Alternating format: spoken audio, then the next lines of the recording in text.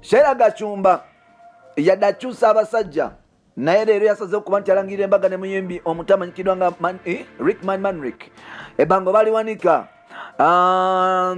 Omanyi mwe mulowooza mbu abantu abenzi tebasobola kuseetolinga, ffenna tukimanyi nti Sheila Gachumba mwenzi oba alina kasaagazi nange simanyi, but ekyo tekimuggyako kuba nti aconcentratinga ku muntu omu. Olaba ne Bad Black yasobola okuba nti azaalira abazungu. Abasajja bemwagaza Sheila Gachumba bangi, kuliko Kenzo, kuliko Bobby Wine, kuliko Young Amulo, kuliko AK47, kuliko Wizzo Manizo, kuliko Fikfa Maika, kuliko God's Plan, kuliko abasajja, kuliko ono muyimbi wa South Africa bamwita Face Off, kuliko Don Bahati, kuliko Grenade Official. Abasajja baweranga 8 bw'otunulamuko, kuliko ne MC Cats naye bamuteekakoko nti bano beekubamu ebiseera biri nga akyali ku T-Nation mpolampola, nti beekubamuko mpolampola.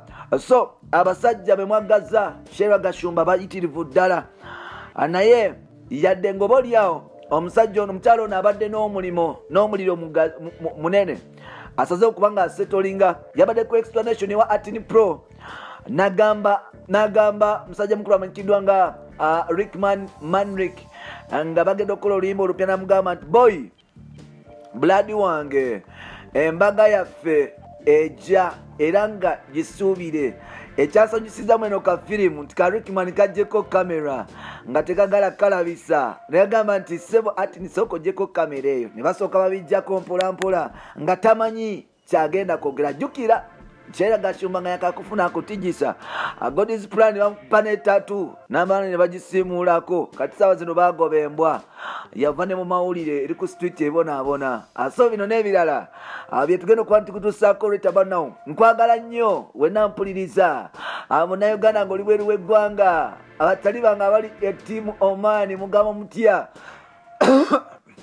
mbeera awo nefuna obusimu omesaje okuva e Oman eyo nga bakyali bange bambongako, bakyali bange abeera wali okyali wange ali e London yansuubizayo akasete mwana takansindikiranga bambi abantu be London mwalinga balungi. Lwaki mulimba? Lwaki mwayiga okulimba? Abantu bange abali e Sweden, Norway, Denmark, Turkey mbatumiddeko nnyo. Bakyali bange abali e Saudi Arabia, Arab Emirates mwena mbatumiddeko ne Dubai City. Amwe bali kwanti mumpuriza ko gatani bakyali bange abali Kampala Uganda, amwe bali kwanti mutambula naffe okuba nti mumanya ebifa e Kampala Uganda mpola. Now Sheila Gachumba yakagoba God's Plan, ensonga yali etya? Bano bagenda nga maaso n'okuba nti beekyanga nga God's Plan bamugamba nti alina high sex libido.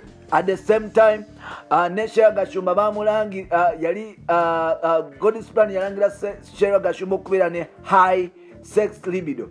High sex libido kyeki? Omuntu okubeerawo nga oyagala nnyo akaboozi ak'ekikulu, ng'oyagala nnyo buli kaseera obeerawo ng'oyoya akaboozi ka kikulu nga gwe n'amagezi gakuggwamu oyoya akaboozi, kwegamba nga n'eminyira gikulukuta olw'akaboozi, nga kwegamba nga gwe lwotakafunye kaboozi ako, kwegamba totereera.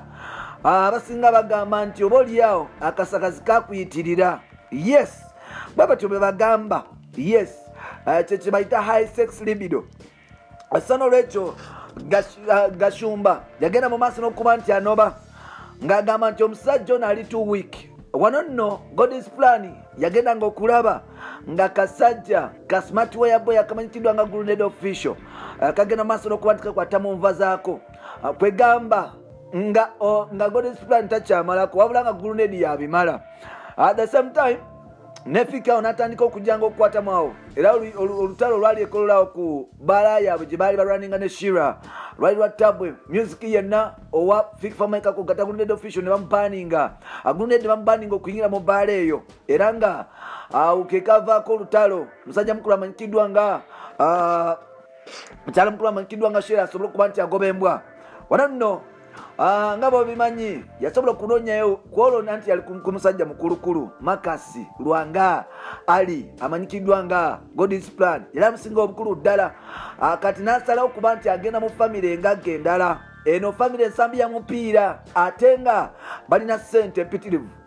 Nafuna omuvubuka amanyikidwa nga Rickman Manrick oba omuvubuka eyayimba ebbanga lwe baali wanika. Yamutambuziriza nsi yonna namba, yamutute South Africa, namutwala Turkey, kwegamba yamukubisiza world tour. Oba oliawo Sheila Gashumba gy'abadde aludde okuba nti afuna yoga nafuna ebintu eby'ettabu era nga wetwogerera mukyala mukulu amanyikidwa nga Sheila Gashumba yakomyewo n'alangirira embaga agamba guno omwaka gwe tugenda okuyingira tegugwako nga tebekubye mbaga ne Rickman Manrick. Bino ne byegereddwa Atini Pro okusobola okuba nti oba oliawo batwaliza story bwetyo. Omusajja babadde bakamuteeka mu kamera okukonfesinga oba embaga egenda kubeerayo. Akasajja kagimugyeko kamera ne kagamba nti nedda nnyabo oyagala kunsetinga omupiira gunema abantu banvume. Byebyo Mampita Ntambi Jimso. No kuongeza sound kauli. Shout out to the one and only baddest producer in Uganda, Atini Pro. Yeah man. How you bro? You guys look awesome. Together. Bagay together. I love you. Eh? So good.